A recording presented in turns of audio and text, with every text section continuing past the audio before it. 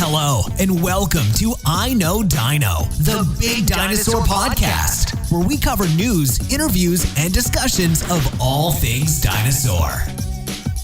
Hello and welcome to I Know Dino. I'm Garrett. And I'm Sabrina. And today's episode is brought to you by Artemisia Publishing. They not only publish award-winning dinosaur books, but also coloring puzzles, which can be put together and then colored using markers, crayons, or colored pencils. You can get more information at apbooks.net.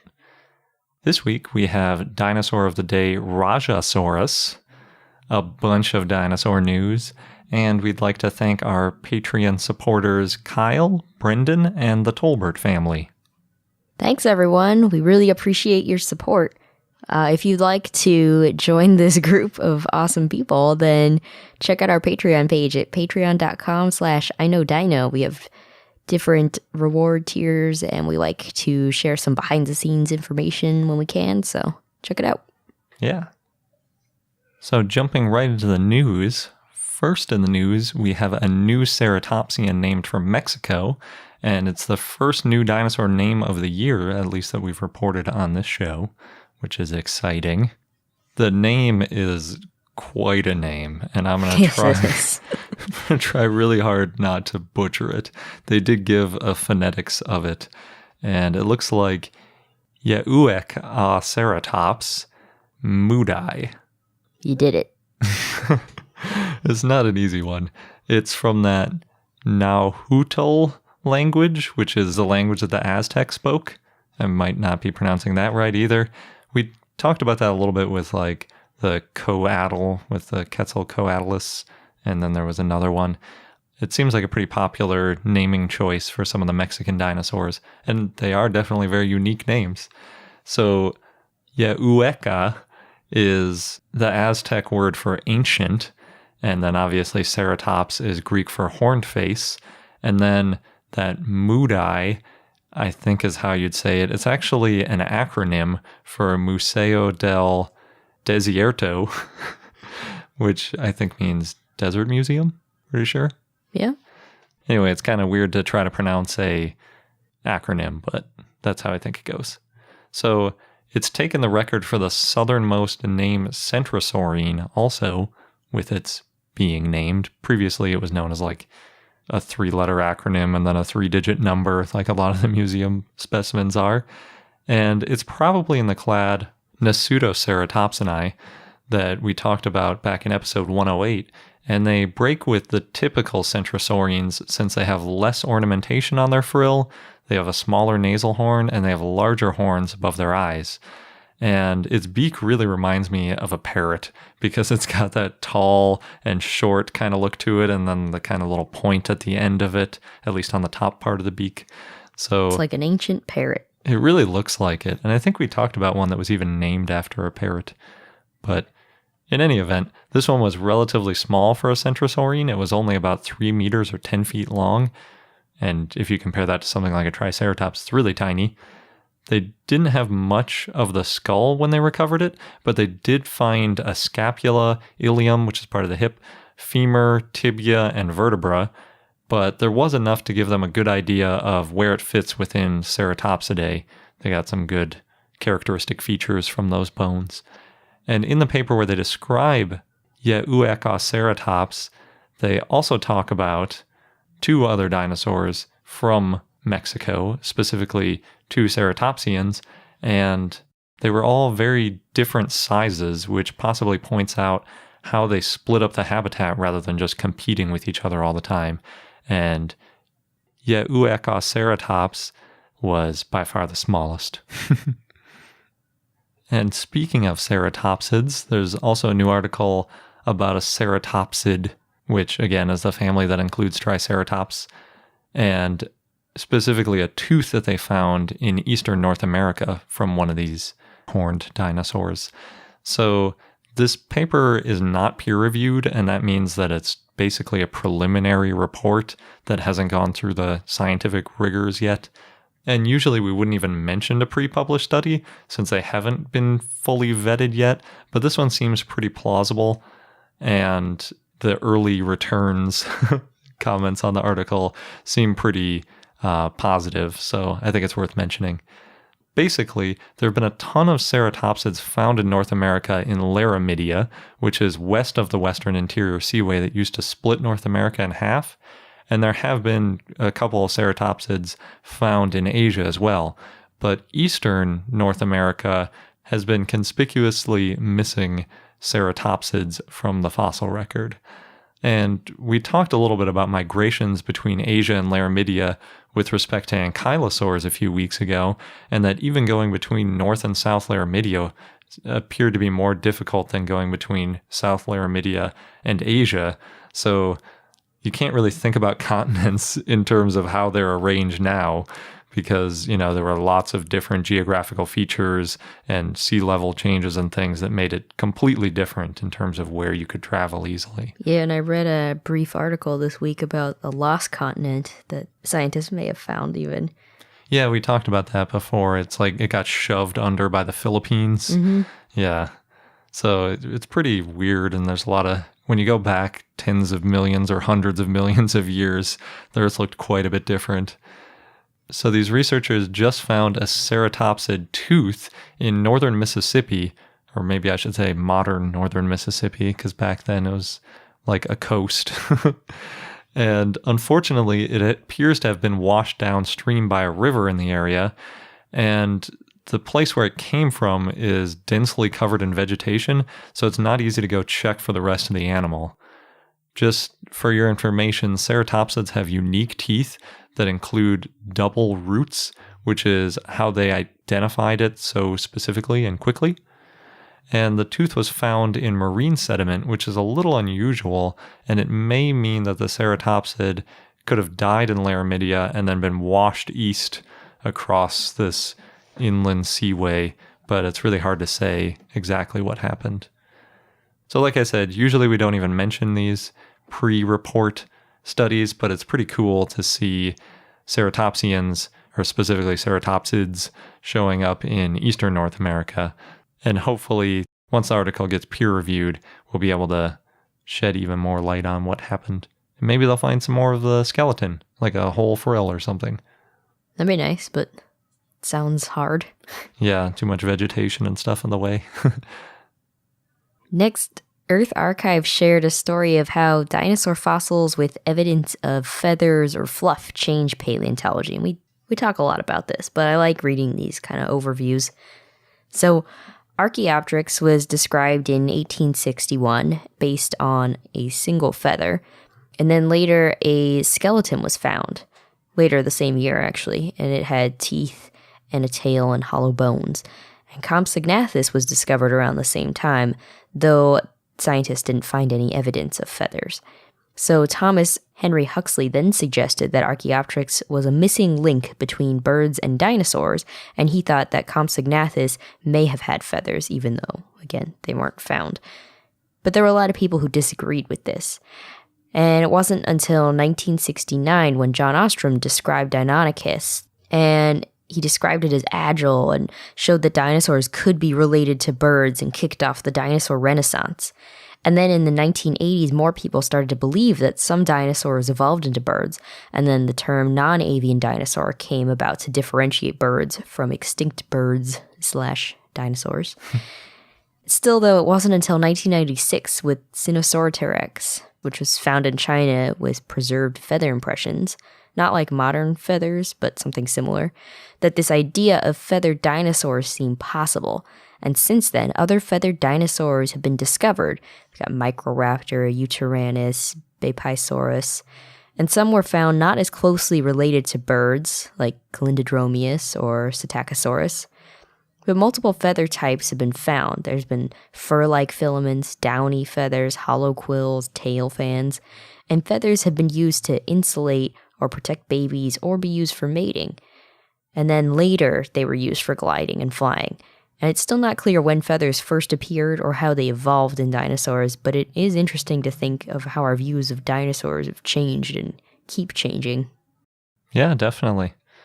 And the idea of them evolving for one purpose and then kind of being co-opted into flight has kind of gained a little bit more momentum as we've found some of these early feathers that are more fluffy and downy, like that dinosaur tail that was an amber, compared with, the typical modern bird feather that's that asymmetrical, stiff, and it's got a pretty complex structure to it. Yeah. Next up, there's a new dinosaur track formation near Hudson's Hope in northern British Columbia. And I probably shouldn't say it's new since it's millions of years old. Yeah, no dinosaur track formations are ever new. Yeah. And it was even discovered back in 2008, but they just announced it to the public last year, and a new video came out about it, is really the news. But that doesn't sound nearly as good. It's called the Six Peaks Dinosaur Track Site, and it's in the Gething Formation, which is the lower Cretaceous, or about 115 to 117 million years ago, they say in the video. So far they've uncovered 700 square meters, which is about 7,500 square feet, and that's a pretty large area for dinosaur tracks. A lot of times we just get a little slab that might only be a few square meters. And they plan to uncover another 3,500 square meters of dinosaur tracks, they think, which would be almost an acre, and it would make it the largest track site in North America. Nice. Yeah, they've found several sizes of ornithopod tracks, sauropod tracks, many different theropod tracks, including a large four-toed print, which they think might be a therizinosaur. I love therizinosaur. Yeah, they're really cool. So it's going to be really cool to see what kind of publications they make about this, because that four-toed print, they say, hasn't been seen anywhere else in the world before. So they need to really do some vetting before they figure out what it is. Crazy dinosaurs and their four toes. Yeah. Well, for theropods, that's really unusual, because theropods usually have the three toes. And they're expecting to spend a few more years excavating, because like I said, they've got about 3,000 more square meters to go through. And then they hope to build a protective building over the track site once the excavation is completed. And I hope that that's open to the public, because that would be quite an awesome museum. Yeah, definitely. It sounds a lot like the one that is already open in Connecticut, where you can go see the dinosaur tracks, and they have kind of little bridges and stuff, so you can go close to them. Another place we have to visit. Yep. Speaking of dinosaur tracks, the Tumbler Ridge Dinosaur Discovery Gallery in British Columbia, Canada, also offers tours of dinosaur tracks and fossils. This is according to the Star. So Alberta is known for its dinosaurs, as we know, since we took a road trip there. But the only known brontosaur trackway in Canada is in British Columbia, as well as 3 tyrannosaur trackways. So in 2002, 2 local boys discovered dinosaur footprints in British Columbia, and since then they've gotten a lot of tourists. The tracks, not the boys. It's good to clarify. As of 2015, the area, which has track sites and more than 40 bone beds, was recognized as a UNESCO Global Geopark. And there's a lot of dinosaur fossils in the area, but it's hard to get to them because of the terrain. It's really rocky and bushy and a lot of beaver dams. It's a common problem. Not necessarily the beaver dams, but the difficult to access nature of a lot of these sites. Yeah. But at the Dinosaur Discovery Center, you can take 2 tours to see dinosaur footprints. They're hikeable, and it says it takes a few hours. And no, I don't think it's a very easy hike necessarily for everybody, but it's doable. And there's also rotating exhibits, so if you don't want to take the hike. That's super cool. Mm-hmm. Next, the American Museum of Natural History shared a post celebrating Roy Chapman Andrews. Roy was born in 1880 and was supposedly the model for Indiana Jones, which I didn't realize. Yeah. Once you hear it, it kind of makes sense, but... Yeah. So from 1908 to 1913, Roy studied whales, and then from 1921 to 1930, he led the expeditions to the Gobi Desert in Mongolia and found a lot of dinosaur bones. And he has a few named after him, such as Andrewsarchus mongoliensis. Then from 1935 to 1942, he was the director of the museum, and he was also a writer. Apparently he was pretty prolific. And speaking of the American Museum of Natural History and their ties to Mongolia, the Institute for the Study of Mongolian Dinosaurs has added all of the American Museum of Natural History publications about dinosaurs from Mongolia to a list on their website. And they date all the way back to 1922, like Roy Chapman Andrews when he was leading the expedition there. And there are quite a few from the 1920s and 30s that are really fun to read, and the full text is available. There isn't much until the 1990s through the present, in between, so like there isn't much in the 40s, 50s, 60s, 70s, 80s. But there is an interesting article from 1955 about Protoceratops jaw musculature, and it's kind of fun to see just how like much has changed in that field, because back then they were basing it all on some simple muscle attachment points and some sketches. Nowadays we do all these computer models, or we build things or 3D print them and all that kind of stuff. So it's pretty fun to look at some of the older versions of the science. The coolest thing about these is that they have the complete text available for all the articles. And a lot of times it's hard to find these older papers online, especially for free. So if you're really into, say, Protoceratops or geology in Mongolia, it's definitely worth checking out because there's a lot of stuff there. And the ISMD's website is mongoliadinosaurs.org, which is the easiest place to get them. Next, Ogden Dinosaur Park in Utah is getting a Spinosaurus this spring, according to Standard Examiner. So Cliff Green, who's a paleo artist and sculptor, will be assembling and detailing the Spinosaurus, and it's being built to scale. It's going to be about 22 feet tall, or 6.7 meters. And park visitors will be able to watch some of the assembly and finishing work, and the plan is to have the Spinosaurus ready by summer, and it's going to be made of styrofoam and fiberglass. It costs $200,000 to make, and they've gotten grants and smaller donations to help cover the costs. Nice. I like when they make scale replicas of these really big dinosaurs. Yeah, I hope they have some videos to see the finishing work. Yeah. This past weekend, the Natural History Museum of Utah had its Dino Fest 2017, which I know we have at least one listener who went, I think. But anyway, if you did happen to make it, please let us know. Let us know what your favorite lectures were. The events apparently cost the price of admission to the museum, so that's pretty cool. It included a keynote from paleontologist Lindsay Zano about her and her team's recent finds from the late Cretaceous.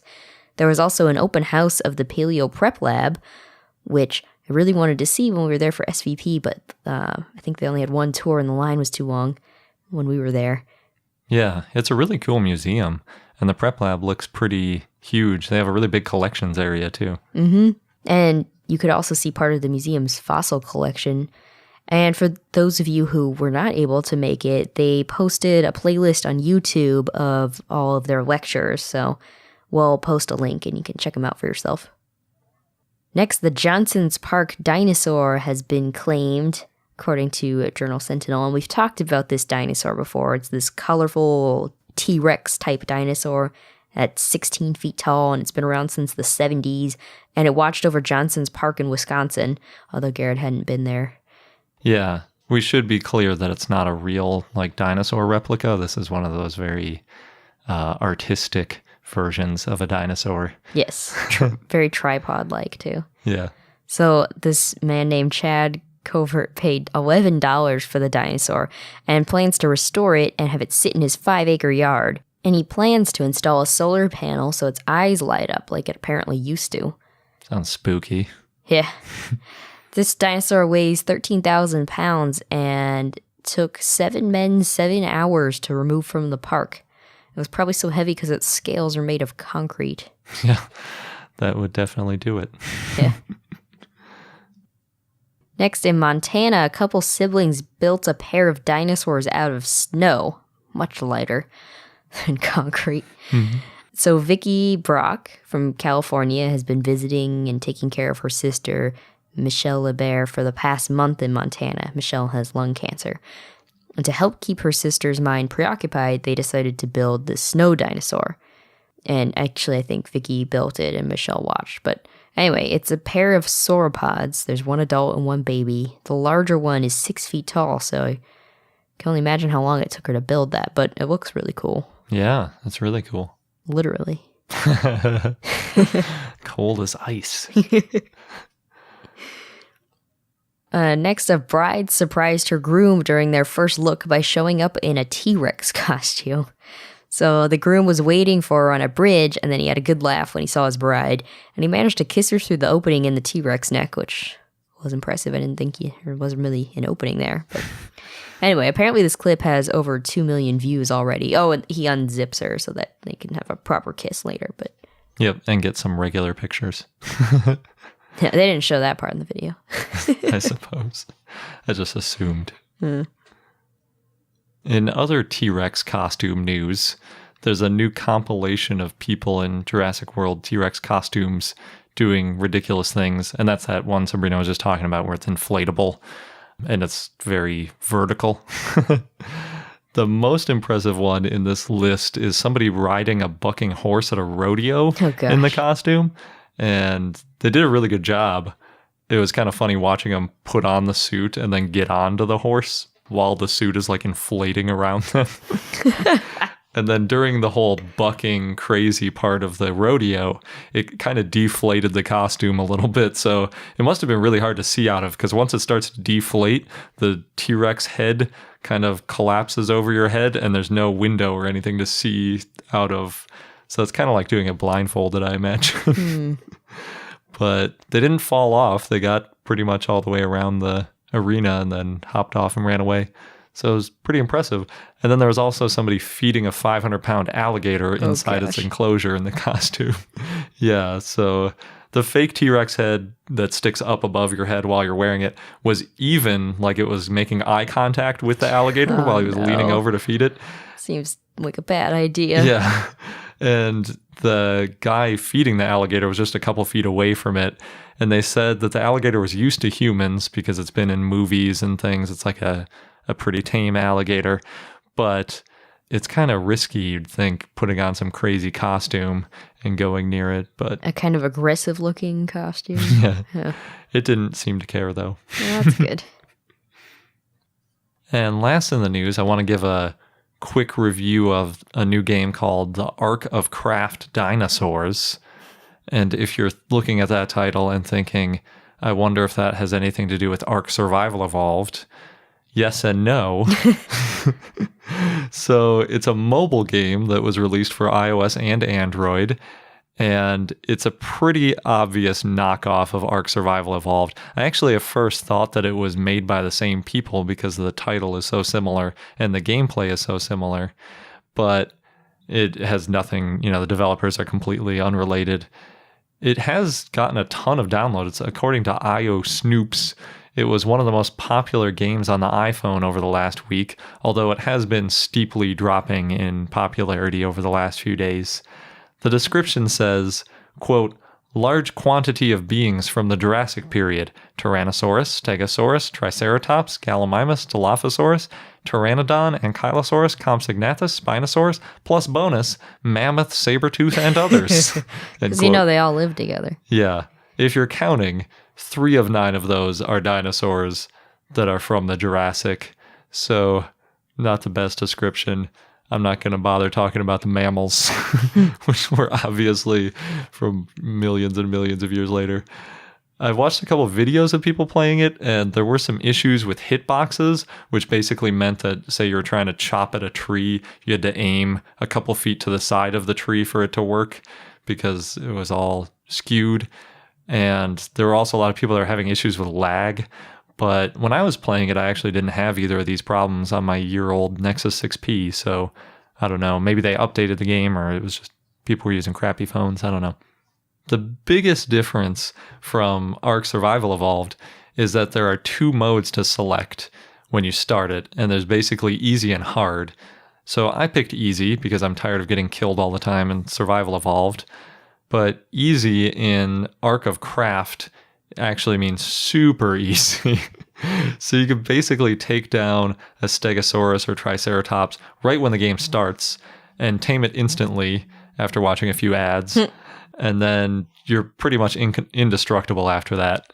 So where's the fun in that? Yeah, it's kind of trivial. The hard version, I'm sure, is a lot more you gotta watch twice as many ads. Yeah, probably. Unfortunately, you can't tame anything that flies, which is by far the best thing to tame in Survival Evolved. And the game is plagued by constant ads. So I got ads when I was switching menus, when I was saving the game, when I was exiting the game.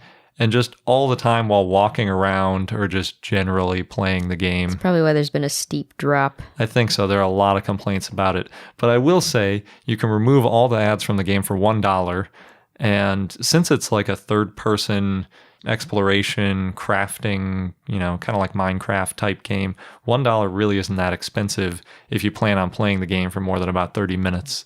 And I would definitely recommend it because it kind of ruins it. Are there other things to buy? Is it freemium?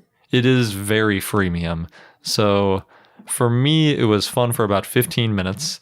And I had to spend about 5 of those minutes watching ads so that I could get food to feed my Stegosaurus so it would be tamed and I could ride it. And then there's a building mode that's somewhere between like Survival Evolved and Minecraft, but it really didn't draw me in. And I'd say that it's really a pretty subpar version of Ark Survival Evolved. So if you're into this kind of game, you should just play Ark Survival Evolved. But if you don't have a computer that can play Survival Evolved, or you want to try out a simplified version, it's probably worth the free download, but I'm expecting you'll get bored with it really quickly, because I did. I'm sure there's some people who enjoy it. Yeah. Oh, I forgot to mention the funniest bug.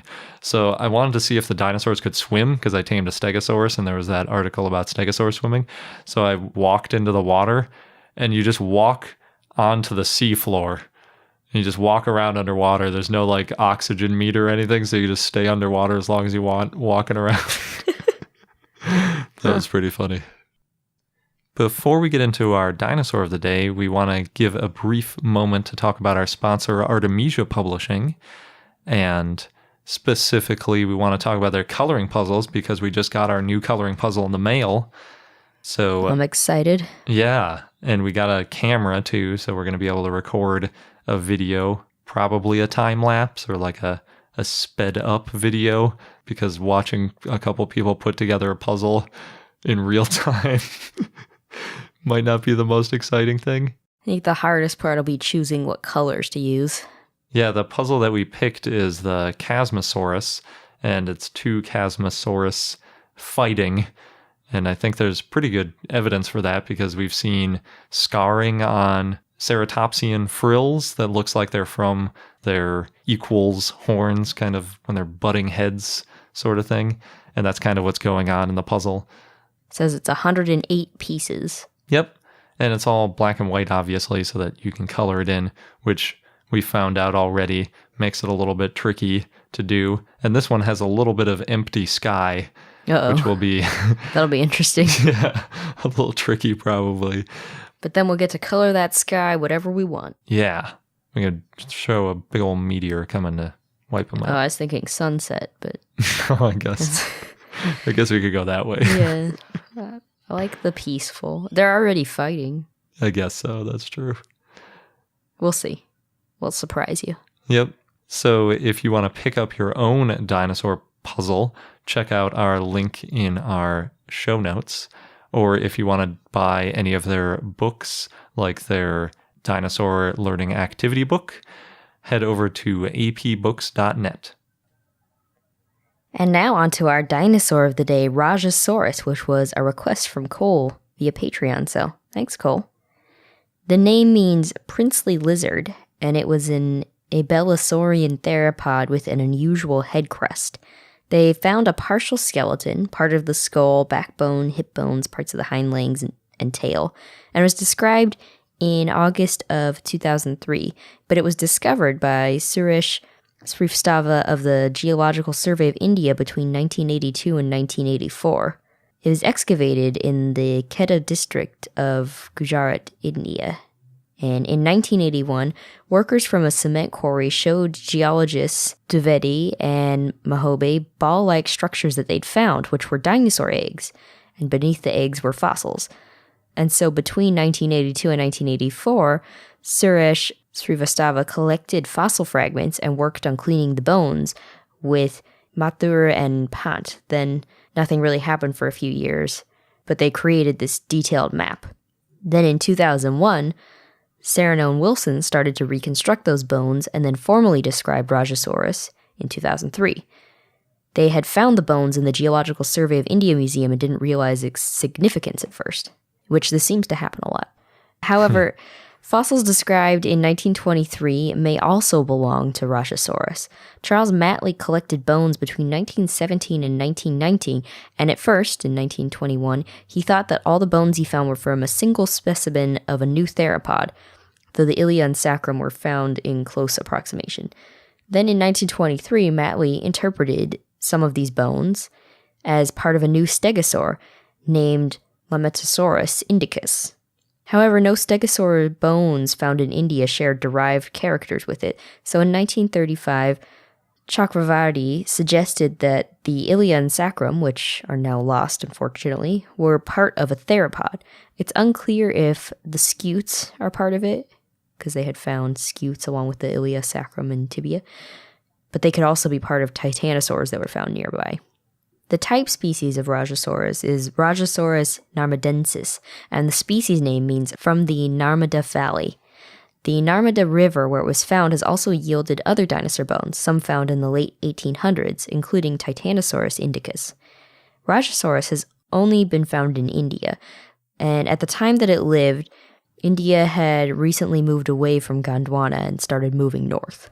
Rajasaurus is the first theropod found in India with preserved cranial and postcranial remains, part of the skull, which means that it can help scientists learn more about how Abelisaurs evolved, since specimens described from India previously were mostly isolated bones. Rajasaurus is similar to other abelisaurids, including Majungasaurus from Madagascar and Carnotaurus from South America. They had a common ancestor. Compared to tyrannosaurs, who dominated northern continents and lost ornamental structures on their heads, abelisaurs like Rajasaurus had more skull ornamentation as they became more advanced. Rajasaurus was found in the Lametta Formation, which have volcanic rocks, Deccan traps. So Rajasaurus and other sauropods from there were buried quickly by Deccan volcanic flows. Rajasaurus was about 25 to 29.5 feet or 7.6 to 9 meters long. It had a low, rounded horn which grew from its nasal bones, which was similar to Majungasaurus. And you can see a life-size fiberglass model of Rajasaurus at the Geological Survey of India's Lucknow Regional Office. In Adlab's Imagika, India, there's a Jurassic Ride Rajasaurus River Adventure, which is similar to the Jurassic Park ride at Universal. You can also see Rajasaurus in the game Jurassic Park Builder. You can acquire it in tournament mode, speaking of mobile games. Yep. And you can see Raja in Aladdin. That's not the same at all. I think it's probably based on the same Latin root, though, right? Prince makes sense. Anyway, so Rajasaurus was an abelisaurid, and Abelisauridae means Abel's lizards. They are a clade of ceratosaurian theropods that lived in the Jurassic and Cretaceous in Gondwana, which is Africa, South America, India, and Madagascar. Jose Bonaparte and Fernando Novas named Abelisauridae in 1985 when they described Abelisaurus, when they named that after Roberto Abel, who discovered Abelisaurus. They're bipedal and carnivorous, and they had short hind limbs and ornamentation on the skull bones. The skulls were generally tall and shallow, and they had 4 digits on their hands. They're also part of the group Ceratosaurs, which include Lemosaurus and Ceratosaurus, and they had short arms in the Jurassic like Abelisaurs. And our fun fact for today that Sabrina goaded me into last week is that there are 13 states and Washington, D.C. that have either a state dinosaur and or a dinosaur as the state fossil. So anyway. That's a whole thing. Yeah. The states with a state dinosaur or state fossil that is a dinosaur are Colorado, Connecticut, Maryland, Massachusetts, Missouri, Montana, New Jersey, New Mexico, Oklahoma, South Dakota, Texas, Utah, and Wyoming. So if you live in a different state in the U.S., you should pick your favorite dinosaur and see if you can make it the state dinosaur or state fossil. Is that going to be one of our projects this year? I don't know. Because California isn't on that list. I know. I was thinking about that. Especially if you're in a state that has a bunch of dinosaurs. Well, that's not like California. Yeah, exactly. There are a couple of states that have quite a few dinosaurs that aren't on this list, but I think it's funny that included in those 13 are Connecticut and Massachusetts, which both have Eobrontes, which is a likely theropod track, as their state fossil. And Oklahoma is the only state that has a state dinosaur and a different dinosaur as its state fossil, which is why I had to phrase that so weird in the beginning, because they have Acrocanthosaurus and Saurophaganax. One is the state dinosaur, the other one is the state fossil. Everybody else either just has one or the other, or they picked the same one for both. And then both Wyoming and South Dakota claim Triceratops, but surprisingly no one has gone for T-Rex. Seems crazy since that's almost everybody's favorite dinosaur. Maybe they thought too many would have T-Rex. Maybe we should make that California state dinosaur. So if you want to be pedantic, every state does technically have a state dinosaur, since every state has a state bird, and birds are dinosaurs. And I was looking for other countries or maybe the provinces of Canada to see if anybody had official dinosaurs, but I couldn't find any official dinosaurs outside of the states in the US. Australia has them. I couldn't find it. There's only 2. Oh, okay. We talked about it like a year ago or something. They were going through the process of getting a second one for their, I think it's state. I forget which one. Cool. Yeah, how many? There's only a few states in Australia. I think there's like 8 or so. I think it's 6. Oh, okay. Yeah, we have a magnet on our fridge that has the different states that you stick together, but they keep falling off, so I haven't seen all of them together in a while. And that wraps up this episode of I Know Dino. Thanks for listening. And if you want to join our awesome growing community of dinosaur enthusiasts, then check out our Patreon page at patreon.com/iknowdino. Thanks again, and until next time. Thank you for listening to I Know Dino. If you have any questions or comments about dinosaurs, we'd like to hear from you at plesiosaur@iknowdino.com. And for more information on dinosaurs, go to iknowdino.com or follow us on Google, Facebook, Tumbler, or Twitter at I Know Dino.